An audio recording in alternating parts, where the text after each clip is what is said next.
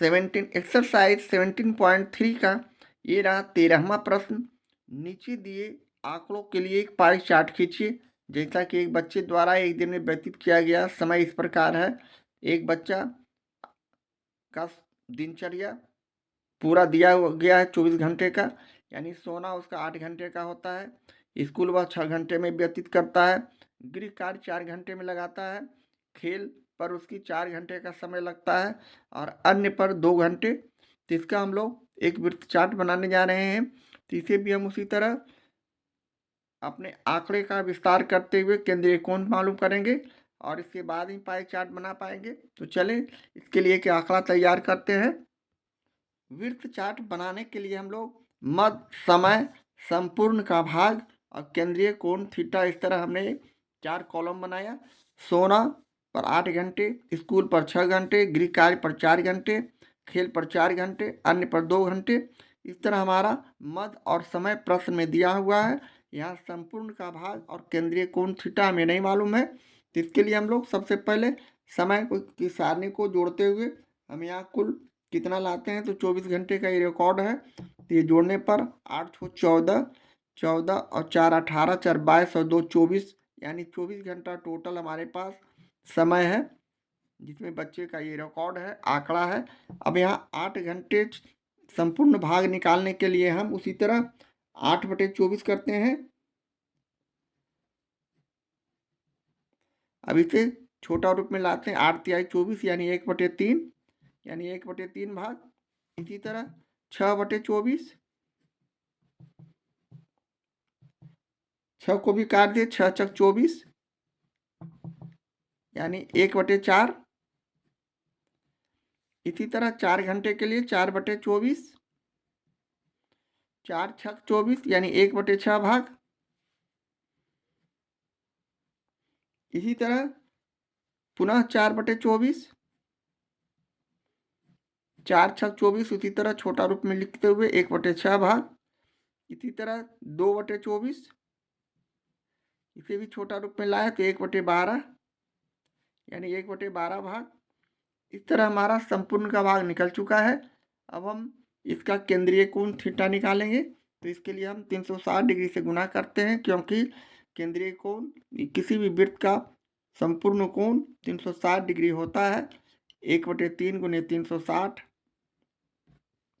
इसे काट दिए तो 12 तिया 36 यानी 120, इसे हम 120 डिग्री लिख देंगे। इसी तरह 1/4 और गुने 360 डिग्री किए, 4 से काटेंगे तो हमारा 4 × 36 यानी 90 डिग्री। 90 को 1 से गुना किए तो 90। इसी तरह 1/6 को 360 डिग्री से गुना करेंगे तो 6 छक 36 यानी 60 डिग्री। 60 को 1 से गुना करते हैं तो 60 यानी 60 डिग्री। इसी तरह 1/6 को पुनः उसी तरह हम 360 से गुना करते हुए 60 डिग्री लाते हैं काटने के बाद। इसी तरह 1/12 को भी हम 360 डिग्री से गुना करते हुए 12 तिया 36 यानी 30 डिग्री। इस तरह हमारा केंद्रीय कोण 120 डिग्री, 90 डिग्री, 60 डिग्री, 60 डिग्री और 30 डिग्री आ चुका है। अब इसका हम एक वृत्त चार्ट उसी तरह बनाएंगे जैसा कि पहले बनाते आ रहे हैं। तो चलें चाप, इंच और कोण मापक की सहायता से हम वृत्त चार्ट बनाते हैं। यहाँ हम प्रकाल से किसी भी चाप का एक वृत्त बनाते हैं। सपोज दैट इस तरह का हमने वृत्त बनाया।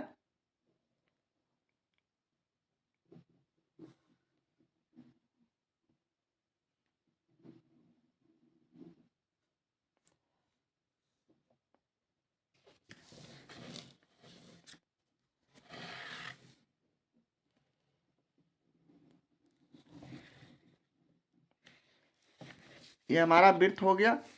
इसका केंद्रीय कोण जो है, केंद्र हमारा यहाँ है।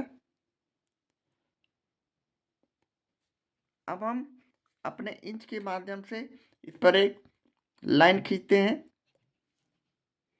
इस तरह कहीं भी लाइन खींचा जा सकता है।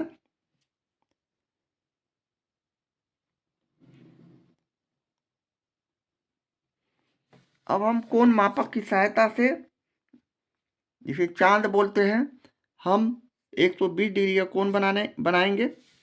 कोण बनाने के लिए हम लोग अपने इंच को सीधे लाइन पर रखते हैं।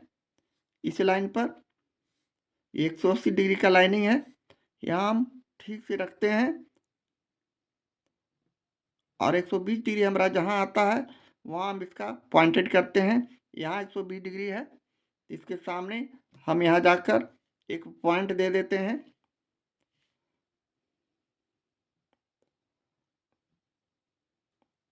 इस तरह हम एक पॉइंट दे देते हैं सही सही, और इसे हम वृत्त के अंदर ही मिलाते हैं। इस तरह हम यहाँ से लाइन नहीं खींच के हम इसके वृत्त के पास से ही लाइन खींचते हैं। ये हो गया हमारा 120 डिग्री का कोण, और इसे लिख देंगे 120 डिग्री, जो कि सोना पर खर्च होता है, बच्चा सोता है। इसी तरह आगे हम पुनः वृत्त को इस तरह घुमाते हुए अगला कोण 90 डिग्री का बनाएंगे। तो हम इसी तरह रखेंगे।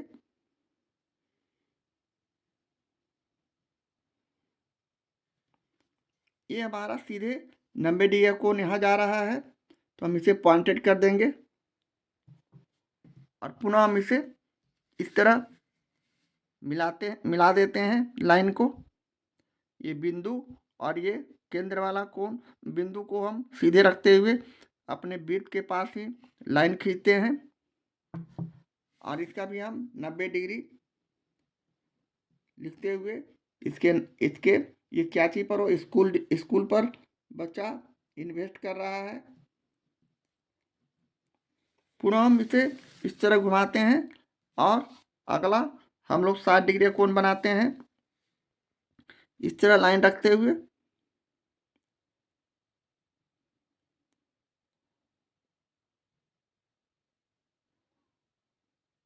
ये 60 डिग्री का कोण हमारा यहाँ आ रहा है, तो हम यहाँ पॉइंटेड कर देंगे और इसे हम इस तरह मिला देंगे।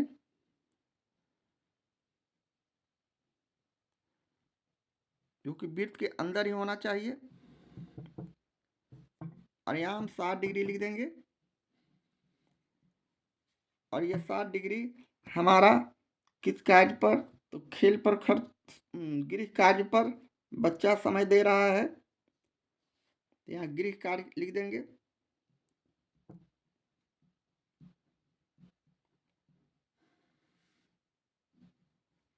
पुनः हम अगले स्टेप में पुनः 60 डिग्री कोण बनाएंगे।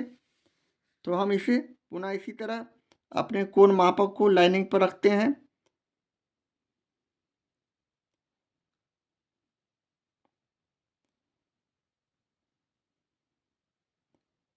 अब 60 डिग्री हमारा यहाँ आता है, हम यहाँ इस तरह पॉइंटेड करते हुए हम इसे इसी तरह मिला देंगे। ये हमारा बिंदु है बाहर का, ये अंदर के केंद्र के पास का बिंदु से हम इसे सीधा रखते हुए इस तरह मिला दिए, और ये हो गया 60 डिग्री। और यह किस चीज़ पर खर्च हो रहा है, तो खेल पर खर्च हो रहा है। इसका समय खेल पर जा रहा है इतना। अब जो कोण बचा वह 30 डिग्री का होगा, शेष कोण जो बचा, और इसका नाम हम अन्य पर कर देंगे। इस तरह हमारा ये वृत्त चार्ट बन चुका है। अब इसे हम ज़्यादा से ज़्यादा कलरफुल बना सकते हैं और अपने अलग अलग रंगों से इसे दिखा सकते हैं। हमने सपोज दैट इस तरह कर दिया, आप भी अपने अलग अलग रंगों से इसे कलर कर सकते हैं, ताकि दूर से इसे देखा जा सके और समझ में आ सके कि अब बच्चा सोने पर कितना खर्च कर रहा है।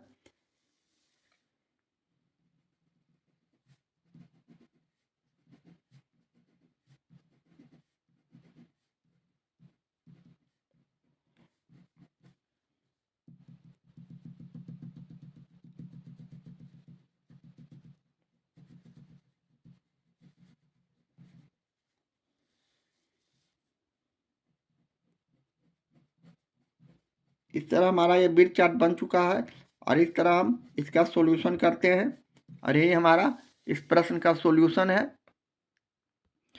एक्सरसाइज 17.3 का ये रहा 14वां प्रश्न। निम्नलिखित आंकड़ों को दर्शाने के लिए किस प्रकार का आलेख उपयुक्त रहेगा।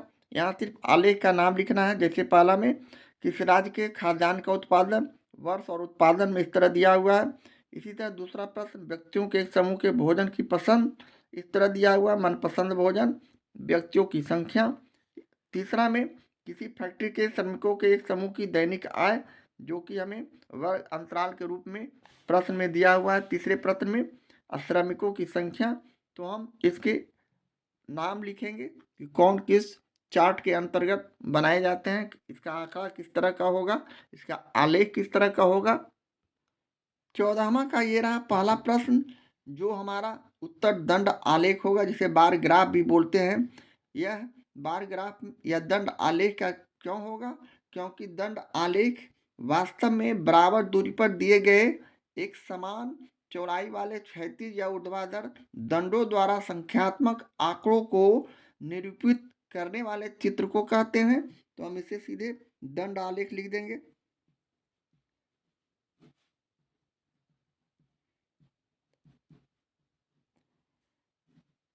उसी तरह दूसरा प्रश्न में हम लोग इसका वृत्त चार्ट या वृत्तारेख या पाई डायग्राम या पाई चार्ट भी कहते हैं, उत्तर में लिखेंगे, क्योंकि वृत्त चार्ट का हमारा परिभाषा है, उसका डिफिनेशन है, जब किसी संपूर्ण राशि के विभिन्न खंडों के बंटन को एक वृत्त खींचकर इसके विभिन्न वृत्त खंडों से दर्शाया जाता है, तो इन वृत्त चित्रों को वृत्तारेख या वृत्त चार्ट कहते हैं, जो वृत्तखंडों के केंद्रीय कोण संगत बंटन की राशि या संख्या के समानुपाती होते हैं, जो कि हमारे चैप्टर के पहले इसका परिभाषा दिया हुआ है।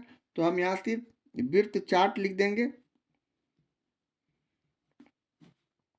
इसे हम वृत्त चार्ट पर दिखा सकते हैं। इसी तरह तीसरा प्रश्न हमारा आयत चित्र हो जाएगा। आयत चित्र में वर्ग अंतराल रहना जरूरी है। यहाँ वर्ग अंतराल दिया हुआ है 75, 100, 100, 125।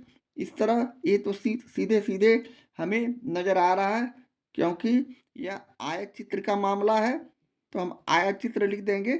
आयत चित्र का भी हम अपने कॉन्सेप्ट यानी चैप्टर के पहले इसका भी हमें परिभाषा मालूम है, यानी आयत चित्र एक ऊर्ध्वाधर दंड आलेख होता है, जिसमें विभिन्न दंडों के बीच कोई रिक्त स्थान नहीं होता है, जहाँ वर्ग अंतरालों को एक अक्ष पर, जिसे क्षैतिज अक्ष भी कहते हैं, पर तथा संगत बारंबारताओं को वाई अक्ष यानी उदग्र अक्ष पर लिखा जाता है। इस तरह हमारा ये 14वां का सिर्फ इस तरह का आलेख का नाम लिखना था, आंकड़े का नाम लिखना था, और यही हमारा 14वें प्रश्न का आंसर हो चुका है।